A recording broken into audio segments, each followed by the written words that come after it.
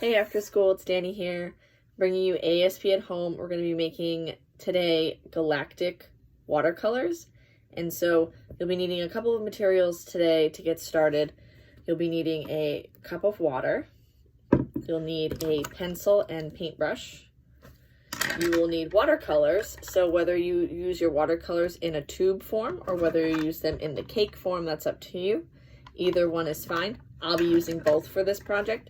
And you'll be needing some paper. I'm using watercolor paper, so it's a little bit thicker for me because we're going to be adding a lot of water to this paper for our wet on wet watercolor technique.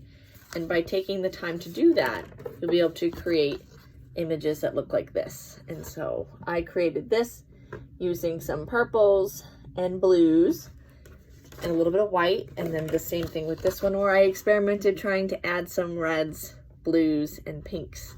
And I used some water on this one. So we're going to need to be mindful and patient when we're working on this.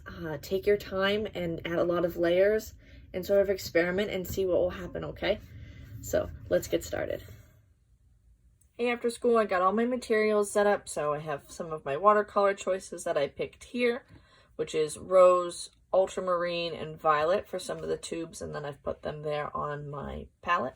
I also have my cakes ready to go, my paintbrush and my water, and I have a pencil and a piece of paper. And what we're going to need is something circular to create our galaxy or planet. And so I brought along a cup. And so I'm going to just turn my cup over, and I like putting it a little bit more towards the top. And with the lightest pressure, I'm going to make myself a nice circle. So you could do this where it's really big or it's really small. It's all up to you. So the next step for our what will be called a wet on wet technique is to get one of your larger brushes and get some water. And we want to actually do water first, which seems kind of like what would be the opposite choice. But we're going to wet the paper, and I'm only going to put the water inside of the circle. And make sure that there is enough water on there. So that way when the colors hit the water, they'll kind of spread across the paper, which will be really pretty to watch. And so I pick up my paper, check to make sure that it's wet. So if you can see that, it's only wet on the circle. Whoop, I'm running some of my water off, so I'll have to move that. All right, so we'll leave that back over there. Grab some colors. I think I will start with a blue, so we can pick that up and then watch that sort of move around. And then I want to make sure that I'm washing my brush in between dark colors and light colors because I don't want to mix my cakes and have them be upset.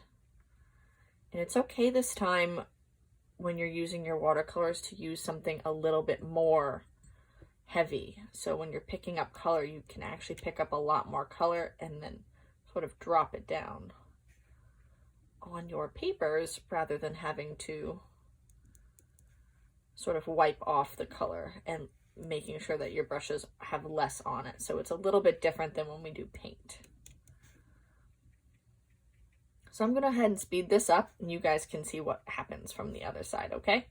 See you there.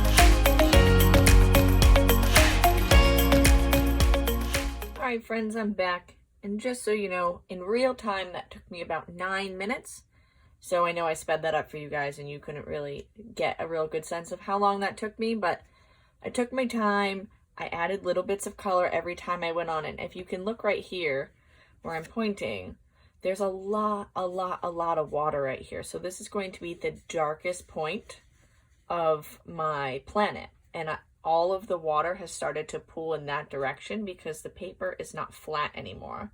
I've added so much water to my watercolor paper that it's now bowed up, and so it's a little bit bouncy. And so I will leave this flat until, for however long it will take for it to dry. You could use a hair dryer and try to push things around, or maybe if you wanted to be experimental and get a straw and blow around all of that water somewhere and see what will happen. But I'm gonna leave that as the darker part of my planet. And maybe even later on it'll dry up and I'll go, you know what?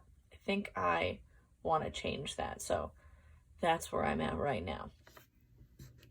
All right, friends, so now I'm back and I waited about an hour to wait for that puddle to dry that was on my watercolor. And so this is the result that I got. And then as you can see right here, the dark part of the planet that I have is where the water had been pooling, and it sat and it dried. So it's very, very purple.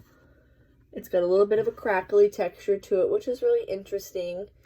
And then I had some extra watercolor that was on my palette, and I didn't want to waste it. So I made another fun wet on wet technique watercolor. So take your time, experiment, have fun with it, and just really, you know, see what you can come up with, whether it's planets or landscapes or oceans or whatever it is. And just have fun with it and enjoy it as like a relaxing sort of art project. And if you make any, post some pictures in the comments on Facebook and let us know. Thanks so much, guys. We miss you. Have a good day.